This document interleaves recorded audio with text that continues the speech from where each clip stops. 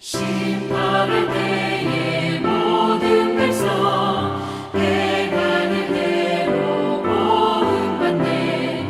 주님의 피로 죄 씻으면 주님의 진노 면하겠네.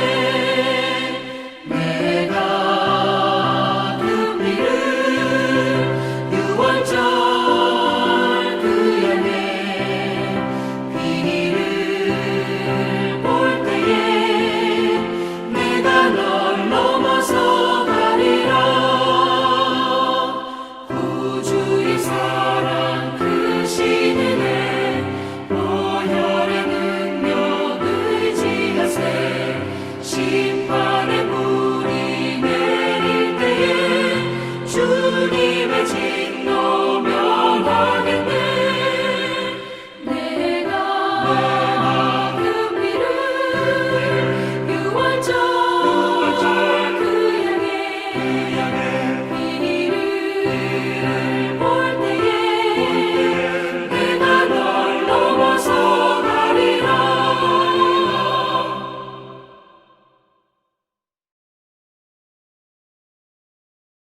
630장 진리와 생명 되신 주.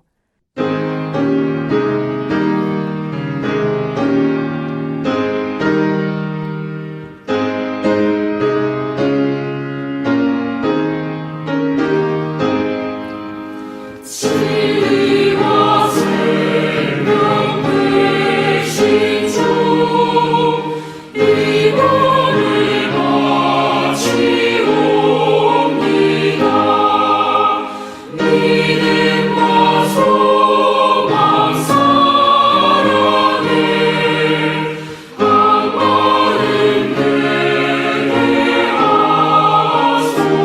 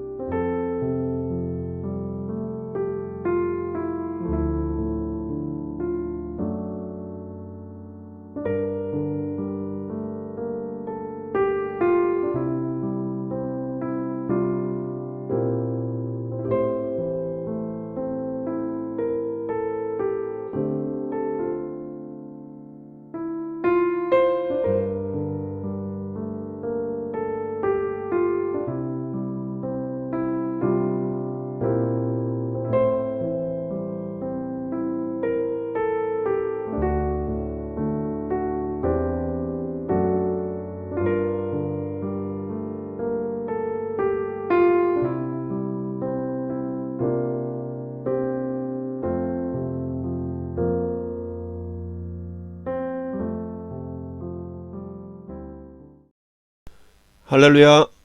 사랑하는 왕성의 성도 여러분, 지난 한 주간 어떻게 보내셨는지요? 다른 사람들처럼 열심히 사셨나요? 그런데 우리 하나님의 자녀들의 삶은 세상 사람들과 같으면서도 달라야 합니다. 그것은 열심히 살되 잘 살아야 한다는 것입니다. 잘 사는 것은 세 가지를 내포하고 있습니다. 첫째는 내 삶의 방향과 하나님이 원하시는 삶의 방향이 같아야 한다는 것이죠. 둘째는 내 뜻과 하나님의 뜻이 같아야 합니다. 셋째는 내 삶의 속도와 하나님의 인도하심이 같아야 한다는 것입니다. 이를 위해서는 당연히 하나님의 말씀을 알아야 하겠지요. 그렇다면 한 주간 과연 여러분은 잘 사는 삶을 위하여 얼마만큼의 말씀을 가까이 하며 살았나요? 여러분 자신과 하나님께서 증인이 되십니다.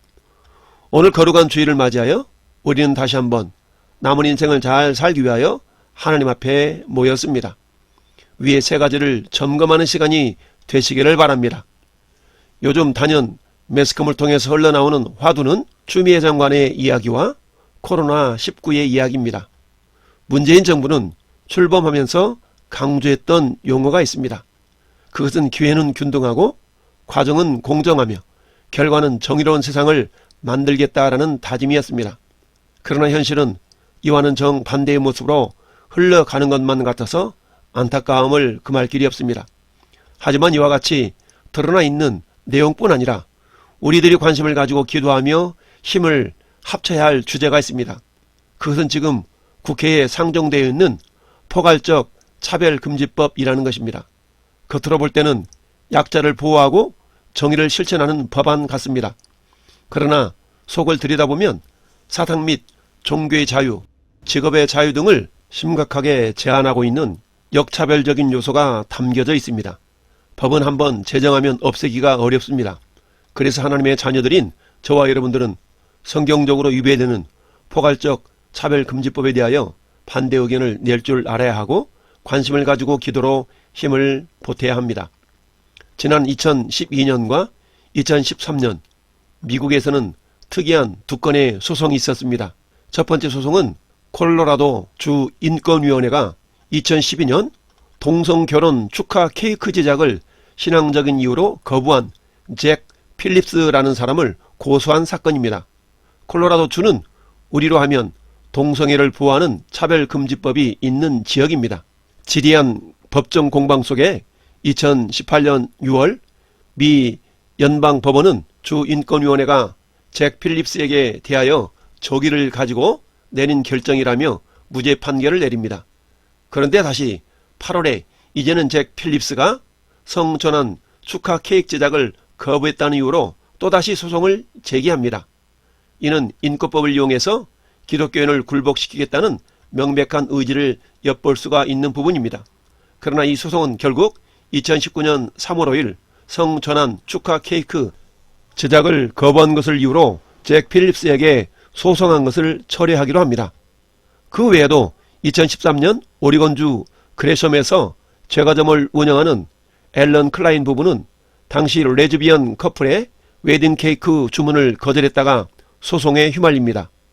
오리건주 노동산업국은 2015년 이들에게 종교적 차별을 금지한 수정헌법 1조를 위반했다며 13만 5천 달러 약 1억 6천만 원의 벌금형과 폐점을 선고했습니다. 그러나 클라인 부부는 판결에 불복하여 해당 사건을 미국 연방대법원에 상고합니다. 이들은 자신들의 행동이 종교적 신념에 따른 것이지 동성애자 차별이 아니라고 주장했고 결국 연방대법원이 파기환송으로 결국 승소하게 된 것입니다. 그런데 위의 두 가지 사건 모두 버락 오바마 정권에서 발생한 사건입니다. 그러나 그 결과는 도널드 트럼프 정권에서 무죄 판결이 나왔다는 것입니다. 그렇게 흠이 많은 트럼프이지만 하나님은 공의의 그릇으로 사용하신 것입니다. 사랑하는 성도 여러분, 위의 두 사건과 같은 일이 대한민국에서도 일어나려고 하고 있습니다. 우리가 합심하여 기도하며 막아내어 복음이 훼손당하지 않고 신앙의 자유가 지켜질 수 있도록 해야 합니다. 오늘 함께 읽은 창세기 19장 말씀은 우리가 잘 아는 소돔과 고모라의 멸망을 담고 있는 내용입니다. 죄삭과 하나님의 은혜라는 제목으로 함께 은혜를 받는 시간이 되시기를 바랍니다. 이 본문 속에서 우리는 하나님은 어떤 분인가를 발견하기를 원합니다. 또한 그 하나님께서 우리에게 무엇을 요구하시는가를 깨닫고 순종하여 복을 받는 왕성의 성도들이 되시기를 예수님의 이름으로 축원을 드립니다. 다 함께 고백합시다. 하나님은 공의로우십니다. 네, 그렇습니다. 하나님은 공의로우신 분입니다. 데살로니가전서 1장 5절에 이는 하나님의 공의로운 심판의 표요 너희로 하여금 하나님의 나라에 합당한 자로 여김을 받게 하려 함이니 그 나라를 위하여 너희가 또한 고난을 받느니라 라고 말씀합니다. 초대교회 당시 사도 바울에 의해서 처음으로 기록된 데살로니가 전후서 서신에서 바울은 하나님의 공의에 대하여 이렇게 말씀하고 있습니다. 이는 데살로니가 성도들이 여러 환난 가운데서도 믿음이 더욱 자라고 서로 사랑함이 풍성해지는 모습에 감사하면서 이들을 칭찬하며 자랑하고 있는 것입니다. 우리는 하나님의 성품을 크게 사랑과 공의로 설명합니다. 그 가운데 하나님의 공의에 대하여 다시 한번 오늘 본문을 통해서 확인해 볼 수 있기를 원합니다. 하나님의 공의는 크게 따라합시다. 생명 줄 자에게 생명 주시고 사망 줄 자에게 사망을 주시는 것. 그렇습니다. 하나님은 소돔성에서 의로운 롯은 구원하시고 불의한 소돔성 사람들은 심판하시는 것이 하나님의 공의임을 드러내고 계십니다. 첫째, 오늘 본문에서 생명을 받을 자가 누구입니까? 그것은 롯과 그에게 속한 자들입니다. 12절에 천사가 생명 줄 자가 누구인가를 구별하고 있습니다. 오늘 본문 12절은 그 사람들이 롯에게 이르되 이 외에 내게 속한 자가 또 있느냐? 내 사위나 자녀나 성 중에 내게 속한 자들을 다 성 밖으로 이끌어내라. 데살로니가후서 1장 7절에도 환난을 받은 너희에게는 우리와 함께 안식으로 갚으시는 것이 하나님의 공의다라고 말씀하고 있습니다. 둘째, 하나님의 공의로우신 분이라는 의미 속에서는 사망을 역사할 자는 사망을 준다라는 내용인데 과연 누가 사망을 역사할 자입니까? 이들은 창세기 13장 13절 말씀처럼 소돔 사람은 여호와 앞에 악하며 큰 죄인이었다라고 성경은 말씀하고 있는데 즉 소돔 사람들이 사망으로 역사할 자들인 것입니다. 데살로니가 후서 1장 6절에도 너희로 환난을 받게 하는 자들에게는 환난으로 갚으시고 라고 말씀합니다. 그런 하나님은 아무리 사망으로 역사할 대상이라 할지라도 이들이 회개하고 주님께 돌아오면 이들을 모든 죄에서 깨끗하게 하시고 용서하시는 것이 하나님의 사랑이요 은혜인 것입니다. 셋째, 그래서 하나님의 공의는 회개하는 모든 자에게는 사랑으로 임하는 것입니다. 베드로후서 3장 9절에 죄의 약속은 어떤 이들이 더디다고 생각하는 것 같이 더딘 것이 아니라 오직 주께서는 너희를 대하여 오래 참으사 아무도 멸망하지 아니하고 다 회개하기에 이르기를 원하시느니라 라고 말씀합니다. 요한일서 1장 9절에도 만일 우리가 우리 죄를 자백하면 그는 미쁘시고 의로우사 우리 죄를 사하시며 우리를 모든 불의 가운데서 깨끗하게 하실 것이요 라고 말씀합니다. 예수님의 보혈이 이 모든 죄를 깨끗하게 씻어내리는 능력이 있기 때문입니다. 사랑하는 성도 여러분, 오늘 읽은 본문에서 우리는 죄의 참상을 볼 수 있습니다. 그런데 그 죄악이 넘치는 현실 가운데 의로운 롯이 있다는데 하나님의 관심이 있는 것입니다. 그래서 우리는 죄가 어떻게 열매를 맺는가를 살펴보기를 원합니다. 죄는 점진적으로 전염성이 있음을 성경은 말씀하고 있습니다. 우리는 시편 1편에서 의인의 길과 악인의 길에 대하여 살펴볼 수 있습니다. 특히 1절은 의인의 길, 즉 복 있는 사람의 길에 대하여 이렇게 서술을 하고 있습니다. 복 있는 사람은 악인들의 꾀를 따르지 아니하며 죄인들의 길에 서지 아니하며 오만한 자들의 자리에 앉지 아니하고 라고 말씀합니다. 우리는 1절에서 세 개의 동사를 발견할 수 있습니다. 그것은 따르다, 서다, 앉다라는 동사입니다. 이 단어들을 통해 죄가 어떻게 인간에게 또아리를 틀고 자리를 잡는가를 보여주고 있습니다. 즉 악인의 꾀를 따르면 죄인의 길에 서서 동참하게 되고 결국은 망하는 자리에 앉게 된다는 의미입니다. 오늘 본문에서도 죄가 어떻게 점진적으로 전염이 되는가를 확인해 볼 수가 있습니다. 첫째, 사람들이 안목의 정욕을 쫓아갑니다. 창세기 3장 10절은 이렇게 말씀합니다. 롯이 눈을 들어 요단 지역을 바라본 즉 소알까지 온 땅에 물이 넉넉하니 여호와께서 소돔과 고모라를 멸하시기 전이었으므로 여호와의 동산 같고 애굽 땅과 같았더라. 그러므로 롯이 요단 온 지역을 택하고 동으로 옮기니 그들이 서로 떠난지라. 아브람은 가나안 땅에 거주하였고 롯은 그 지역의 도시들에 머무르며 그 장막을 옮겨 소돔까지 이르렀더라 라고 말씀하고 있습니다. 창세기 3장 6절에도 여자가 그 나무를 본즉 먹음직도 하고 보암직도 하고 지혜롭게 할 만큼 탐스럽기도 한 나무다라고 말씀하고 있습니다. 그래서 잠언서에서는 이렇게 결론을 맺습니다. 잠언서 14장 12절에 어떤 길은 사람이 보기에 바르나 필경은 사망의 길이니라. 그런데 롯은 이처럼 눈에 보기에 에덴 동산만 같았던 소돔과 고모라 땅으로 차츰차츰 장막으로 옮겨서 소돔 땅에 이르렀던 것입니다. 두 번째, 육신의 정욕에 머무르게 됩니다. 4절부터 7절을 통해서 확인해 볼 수가 있습니다. 그리고는 이제 그곳에 장막이 아닌 아주 집을 짓고 거주하게 됩니다. 창세기 14장 12절에 소돔에 거주하는 아브라함의 조카 롯이라고 설명합니다. 왜 거주했을까요? 그것은 황량한 벌판 같은 가나안이 아니라 이곳 소돔과 고모라는 당시의 도시로서 각종 문화적 혜택을 누릴 수 있는 공간이었기 때문입니다.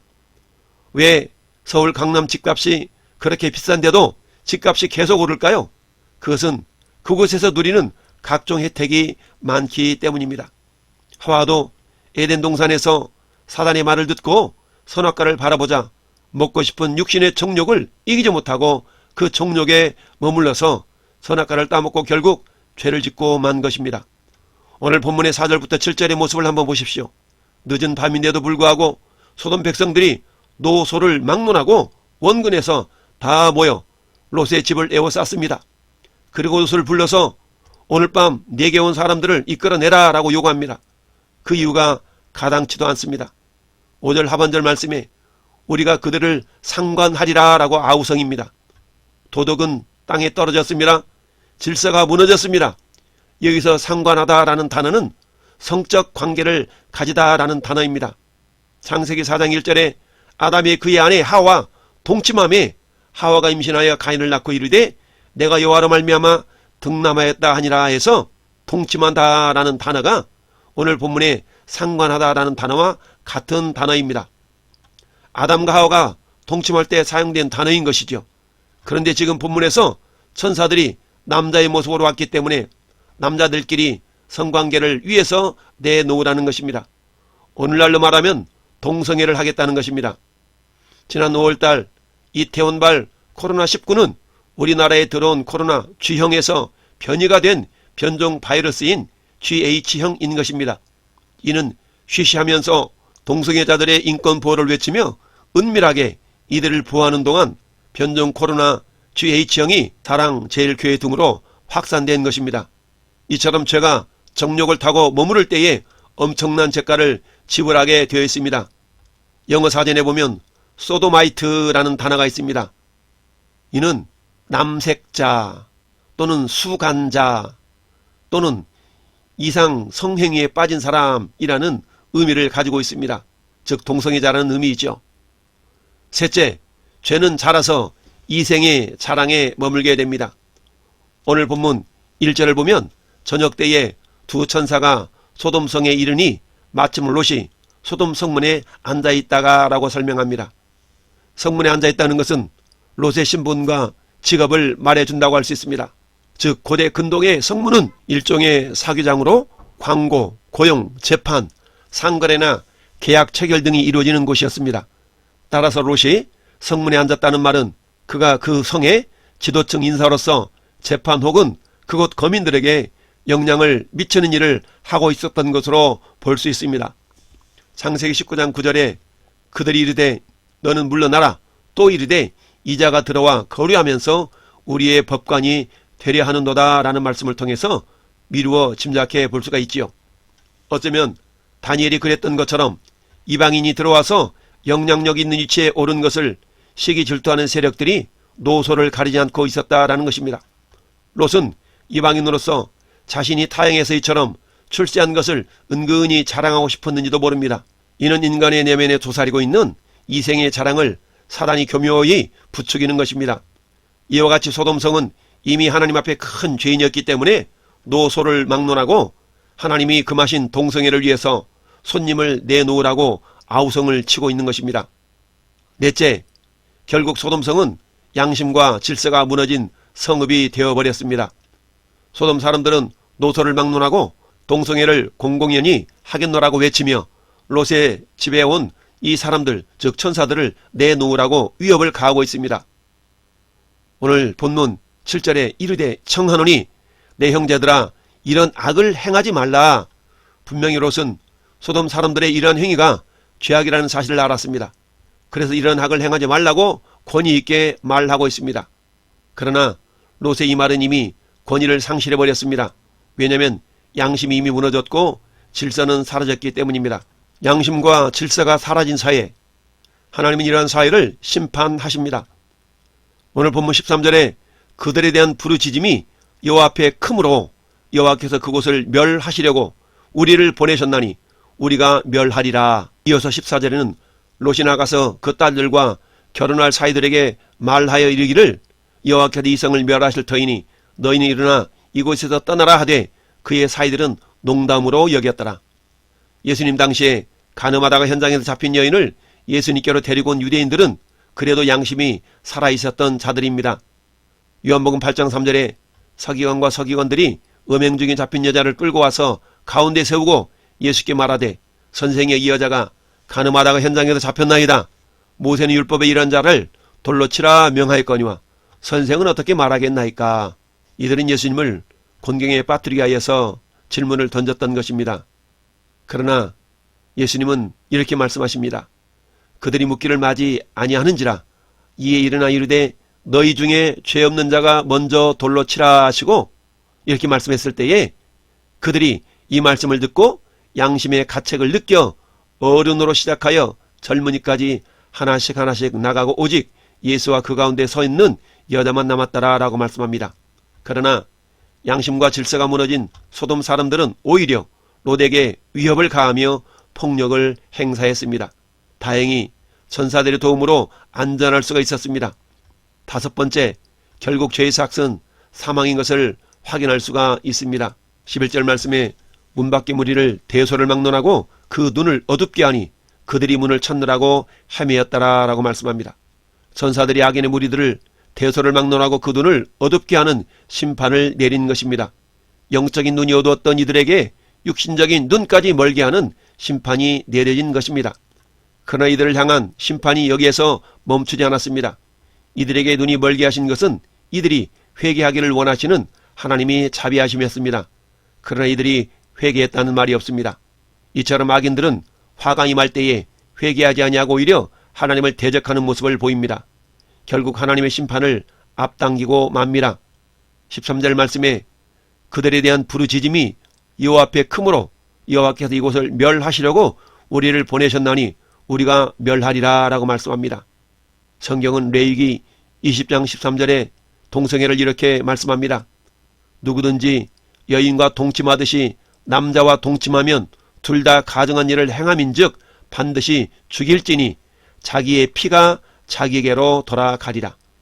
이처럼 동성애자들에 대한 성경은 심판을 말씀하고 있습니다. 자기 피가 자기에게로 돌아간다는 말은 자신의 죄 때문에 심판을 받는다라는 말씀입니다. 그래서 로마서 6장 23절은 죄삭은 사망이라고 선언하고 있는 것입니다. 이처럼 죄는 점진적으로 사람을 사망의 길로 이끌어갑니다. 마치 전염병처럼 전염성이 강합니다. 그러나 하나님의 마음은 이들이 심판을 받는 것을 원치 않으신 분입니다. 예레미야 29장 11절 말씀처럼 너희를 향한 나의 생각을 내가 하나니 평안이요 재앙이 아니니라 너희에게 미래와 희망을 주는 것이니라 라고 말씀합니다. 예레미야 예가 3장 33절에도 주께서 인생으로 고생하게 하시며 근심하게 하심은 본심이 아니심이로다 라고 말씀합니다. 공의 하나님은 또한 사랑의 하나님이신 것입니다. 곧 은혜의 하나님이시라는 말씀입니다. 그래서 동일한 로마서 6장 23절 하반절에는 하나님의 은사는 그리스도 예수 우리 주 안에 있는 영생이라 라고 말씀합니다. 이를 통해서 우리가 알 수 있는 것은 첫째, 하나님은 겸손한 자에게 은혜가 임한다는 것입니다. 오늘 본문 1절 2절에 롯은 천사들을 보고 땅에 엎드려 절하며 겸손하게 섬깁니다. 물론 이들이 천사라는 것을 알고 한 행동은 아닙니다. 그러나 성문에 앉을 정도의 사회적으로 덕망이 있던 롯이 가히 겸손한 모습으로 볼 수 있는 것이죠. 롯은 이들을 정성껏 섬겼습니다. 잠언서 18장 12절에 사람의 마음에 교만은 멸망의 선동이요 겸손은 존귀의 길잡이니라 라고 말씀합니다.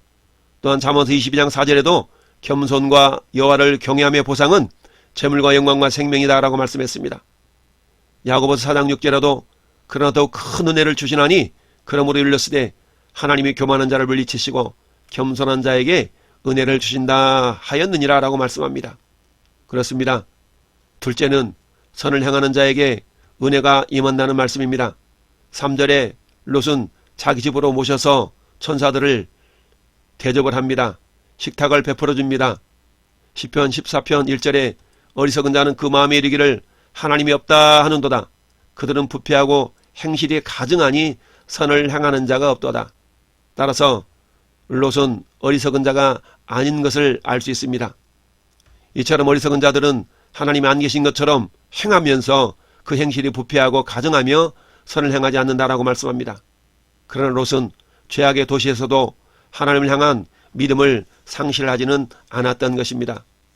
로마서 2장 10절에 선을 행하는 각 사람에게는 영광과 존귀와 평강이 있으리니 먼저는 유대인에게요 그리고 헬라인에게라 라고 말씀합니다. 에베소서 6장 8절에서도 이는 각 사람이 무슨 선을 행하든지 종이나 자유인이나 주께로부터 그대로 받을 줄을 알미라 라고 말씀합니다. 요한 3서 1장 11절에도 사랑하는 자여 악한 것을 본받지 말고 선한 것을 본받으라. 선을 행하는 자는 하나님께 속하고 악을 행하는 자는 하나님을 배웁지 못하느니라 라고 말씀합니다. 우리가 하나님께 속했다는 것을 드러내는 다양한 방법이 있지만 선을 행하는 것이 좋은 방법인 것이죠. 이처럼 선을 행하는 것은 마치 하나님께 구워주는 것과 같아서 하나님께서 반드시 갚아주시는 것입니다. 셋째, 심판의 자리에서 분리하시는 은혜입니다. 10절을 보면 롯을 낙인들로부터 분리해내며 해를 막아주시는 은혜를 베풀어 주시는 것을 보게 됩니다. 오늘 12절 말씀에도 그 사람들이 롯에게 이르되 이외에 내게 속한 자가 또 있느냐? 내 사이나 자녀나 내 성 중에 내게 속한 자들을 다 성 밖으로 이끌어내라. 출애굽 당시 하나님 이스라엘과 애굽 사람들을 분리시키심으로 보호해 주신 것을 알 수 있습니다. 출애굽기 12장 13절에 내가 애굽 땅을 칠 때에 그 피가 너희가 사는 집에 있어서 너희를 위하여 표적이 될지라. 내가 피를 볼 때에 너희를 넘어가리니 재앙이 너희에게 내려서 멸하지 아니하리라 라고 말씀합니다. 요한일서 3장 12절에 가인같이 하지 말라. 그는 악한 자에게 속하여서 그 아우를 죽였나니 어떤 이유로 죽였느냐? 자기 행위는 악하고 그의 아우의 행위는 의로움이라 라고 말씀합니다. 그렇습니다. 전에 여러분들은 의로운 자 속에 속한 자들이기 때문에 하나님이 심판의 자리에서 우리를 분리해내신 은혜를 베풀어 주신 것입니다. 넷째, 하나님의 공의에 의한 분리의 은혜입니다. 창세기 19장 29절 말씀은 이렇게 이야기합니다.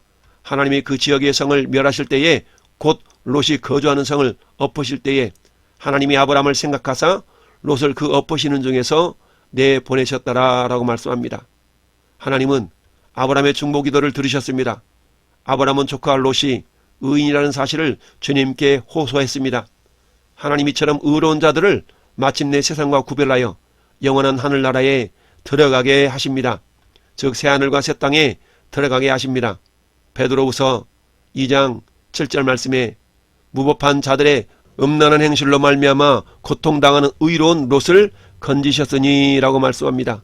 또한 베드로후서 3장 13절에는 우리는 그 약속대로 의의가 있는 것인 새하늘과 새 땅을 바라보도다 라고 말씀하고 있습니다. 계시록 21장 1절에 또 내가 새하늘과 새 땅을 보니 처음 하늘과 처음 땅이 없어졌고 바다도 있지 않더라 라고 말씀합니다. 하나님의 공의로 분리를 받은 우리는 새하늘과 새 땅에 들어가게 됩니다. 하나님의 자녀들로서 영원한 하늘나라에서 주님과 함께 영원히 거하는 자들이 되게 됩니다. 그렇다면 오늘 본문을 통해서 우리들의 신앙이 어떠해야 할까요? 그것은 우리가 세 가지를 살펴보겠습니다. 첫째는 오늘 본문을 통해서 우리가 본을 삼고 공의를 쫓아야 합니다. 베드로후서 2장 6절에 소돔과 고모라 성을 멸하시기로 정하여 제가 되게 하사 후세에 경건하지 아니할 자들에게 본을 삼으셨으며 라고 말씀합니다. 한마디로 말하면 신명기 16장 20절의 말씀과 같습니다. 오늘의 본문을 타산지석 삼기를 바랍니다. 신명기 16장 20절은 이렇게 말씀합니다. 너는 마땅히 공의만을 따르라. 그리하면 네가 살겠고 내 하나님 여호와께서 내게 주시는 땅을 차지하리라 라고 말씀합니다. 이는 좁은 길을 걷는 신앙인의 모습인 것이지요. 마태복음 7장 13절에 좁은 문으로 들어가라. 멸망으로 인도하는 문은 크고 그 길이 넓어 그리로 들어가는 자가 많고 생명으로 인도하는 문은 좁고 길이 협착하여 찾는 이가 적다라고 말씀합니다. 사랑하는 왕성의 성도 여러분, 우리 앞에는 눈에 볼 때 에덴 동산 같은 넓은 길이 있을 수 있습니다. 그런데 육신의 눈이 아닌 영의 눈을 가지고 보면 좁은 문, 좁은 길 같지만 생명의 길, 영생의 길이 보입니다. 이 길 끝에는 새 하늘과 새 땅이 있습니다. 이 길을 함께 걷는 주인공들이 될 수 있기를 바랍니다. 둘째, 복음 증거에 힘쓰는 자들이 되어야 됩니다. 14절 말씀을 보면 롯의 사이들은 소돔성의 멸망 소식을 전하는 장인 어른의 말을 비웃습니다. 농담으로 여깁니다. 이들에게 복음이 들려지지 않았다는 것입니다. 이는 롯 자신에게 복음에 대한 분명한 확신이 없었기 때문이기도 합니다. 비록 이방 땅에서 세상적으로는 성공한 사람에 속했을 수는 있어도 죄악의 자리에서 성공한들, 그것은 이웃의 생명을 살리는 데 힘을 발휘하지를 못했던 것입니다. 베드로후서 3장 9절에 주의 약속은 어떤 이들이 더디다고 생각하는 것 같이 더디는 것이 아니라 오직 주께서는 너희를 대하여 오래 참으사 아무도 멸망하지 아니하고 다 회개하기에 이르기를 원하시느니라 라고 말씀합니다. 따라서 우리는 아무도 멸망하지 않기를 원하시는 주님의 마음을 품고 복음 증거에 힘쓰는 자들이 되어야 합니다. 디모데후서 4장 2절에도 너는 말씀을 전파하라. 때를 얻든지 못 얻든지 항상 힘쓰라. 범사요리 참음과 가르침으로 경책하며 경계하며 권하라 라고 말씀합니다. 마지막 세 번째는 중보 기도자가 되라는 것입니다. 오늘 29절 말씀에는 하나님의 그 지역의 성을 멸하실 때에 곧 롯이 거주하는 성을 엎으실 때에 하나님이 아브라함을 생각하사 롯을 그 엎으시는 중에서 내보내셨더라 라고 말씀합니다. 하나님께서 천사들을 보내어 롯을 죄악의 도시에서 구원하신 까닭은 삼촌 아브라함의 중보기도가 있었기 때문입니다. 사랑하는 성도 여러분, 그 누군가를 하나님께서 심판하시려는데 여러분의 기도를 하나님께서 기억하신다면 하나님께서는 심판을 유보하시고 구원을 베푸실 것입니다. 따라하십시다. 하나님이 나를 생각하사. 아멘. 다시 한번 고백하십시다. 하나님이 나의 기도를 생각하사. 아멘. 하나님은 기도를 통해서 일을 행하시는 분입니다. 하나님은 아브라함의 중보기도 때문에 소돔성을 멸하시는 가운데서도 롯을 구원해 주셨습니다. 우리는 요즘을 말세라고 합니다. 주님 오실 날이 어제보다 오늘 하루 더 가까워졌습니다. 주님 앞에 설 때에 부끄러움 없이 칭찬과 영광과 존귀를 받는 신앙의 승리자들이 되시기를 예수님의 이름으로 축원을 드립니다. 마지막으로 디모데전서 2장 1절부터 4절을 봉독함으로 말씀을 맺겠습니다.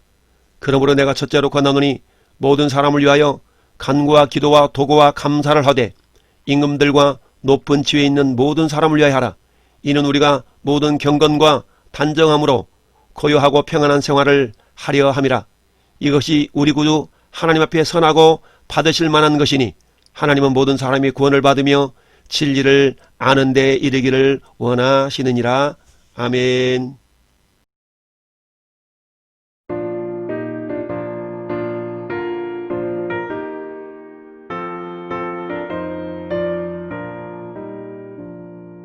갈 길을 밝히 보이시니 주 앞에 빨리 나갑시다.